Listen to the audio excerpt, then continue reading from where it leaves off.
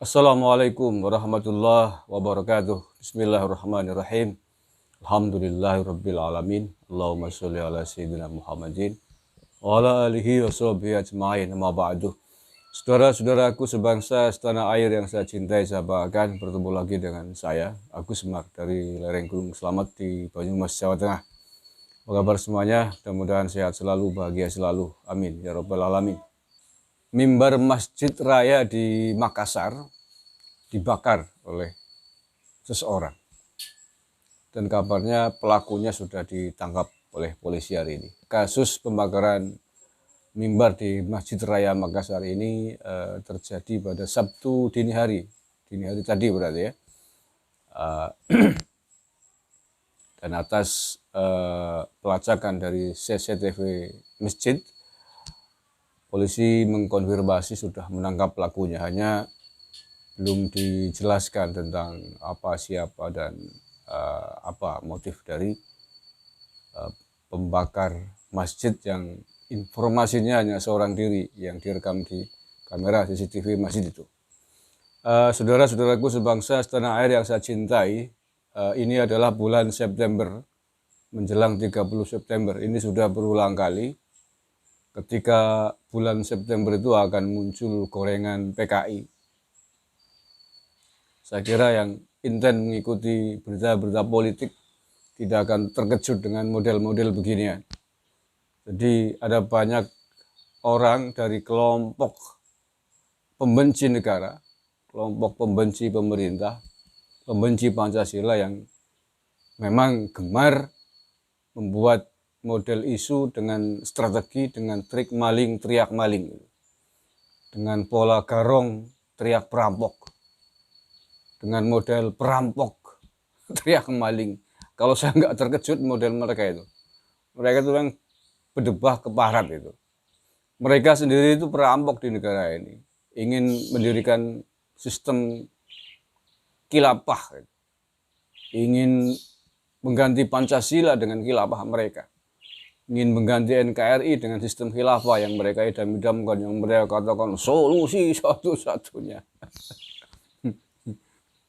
Dan kelompok ini yang paling gemar menggemborkan isu PKI di tanah air ini. Padahal kalau mau jujur, mereka juga sama saja kok. Kalau PKI memberontak, mereka juga sebenarnya orang yang ingin memberontak kok, ingin mengatakan ini negara tauhid, merah putih bendera tauhid, Pancasila dasar negara tauhid. Apa bedanya? Kamu pemberontak, pemakar, nuding-nuding sesama pemakar, kan begitu. Jadi sekali lagi nggak usah kaget, ini gorengan. Saya kira ini akan ada digoreng lagi nih. Gorengan menjelang 30 September tentang isu PKI akan terus muncul, dihembuskan oleh begundal-begundalan, bedebah-bedebah negara ini. Yang lebih tidak masuk akal lagi itu yang ketika yang menggemborkan ini adalah politisi sekelas anggota DPR RI. Jadi itu ya, kalau saya menduga pasti ini akan dibuat gorengan isu tentang kebangkitan PKI. Dan yang goreng adalah sama-sama musuh negara. Jadi untuk menghilangkan jejaknya, maling itu kemudian berteriak malingan, begitu strateginya. Biar lupa akan kemalingan mereka. Biar lupa akan kebengisan perampok mereka. Hanya beda baju aja, sisi baju komunis, sisi baju agama, kan begitu. Nah, model terorisme di masjid itu sudah sering terjadi di Indonesia ya.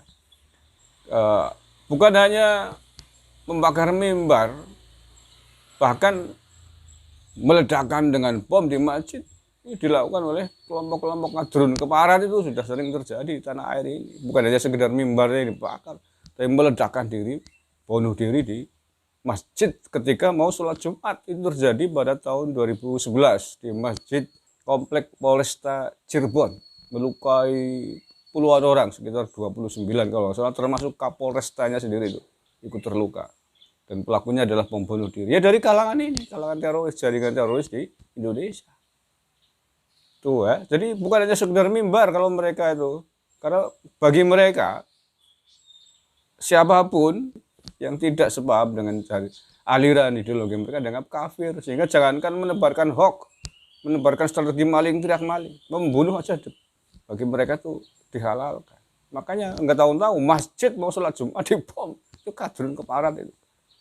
Itu tahun 2011 di komplek Masjid Kota Cirebon, komplek Polres ya. Nah, sebelum itu Masjid Istiqlal Jakarta bahkan pernah 2 kali di teror bom tahun 99 tuh yang kedua. Yang sebelum itu saya agak lupa, tapi jaraknya ya sekitar 10 tahunan lah sebelum itu. Ya, Masjid Istiqlal pernah teror bom juga, bukan hanya mimbarnya dibakar mereka itu. Selain itu di Yogyakarta juga pernah 2 kali, Masjid Kauman Jogja pernah dibom. Terus masjid apa lagi itu, agak lupa. Yang jelas 2 kali kasus pengeboman masjid di Jogja di tempat yang berbeda. Itulah kejamnya dan bengisnya orang-orang yang sudah terpapar virus kadrun radikal berdebah keparat di tanah air ini. Tidak hanya membakar mimbar, tidak hanya melukai orang, ustadz dan lain sebagainya, mengebom, membunuh banyak orang yang sedang beribadah. Itu bagi mereka itu hal biasa. Di mata mereka itu kafir kan begitu. Apalagi kalau kita menengok lebih jauh di Suriah, masjid gede, ulama besar, ya kan dianggap berseberangan dengan mereka, dibom. Jadi langganan mereka. Nah, oleh karena itulah saya meminta kepada saudara-saudaraku sebangsa setanah air yang saya cintai, saya banggakan, menjelang 30 September ini hati-hati, akan ada gorengan-gorengan serupa yang dilakukan oleh kadrun-kadrun berdebah dengan mengatasnamakan pelakunya adalah PK, itu pasti. Itu udah ya, karena itu kan ibarat kita merayakan kemerdekaan. Bagi mereka momen-momen begini akan dirayakan juga untuk kegiatan-kegiatan aksinya. Maka waspada, hati-hati. Kalau ada yang mencurigakan, segera koordinasi dengan aparat keamanan terdekat, karena mereka masih hidup dan kita harus membantu aparat untuk bagaimana membersihkan dan memberantas kelompok ini. Terima kasih, jangan lupa jaga kekompakan, jaga persatuan dan kesatuan, waspada akan gorengan kadrun atas isu-isu PKI menjelang 30 September. PKI musuh bangsa sudah dibubarkan, HTI FPI juga musuh bangsa sudah dibubarkan, kadrun keparat khilafer, musuh kita semua yang nyata yang harus enyahkan dari bumi pertiwi ini. Terima kasih, kurang lebihnya mohon maaf. Wallahul muwaffiq ila aqwamit thoriq. Assalamualaikum warahmatullahi wabarakatuh. NKRI harga mati.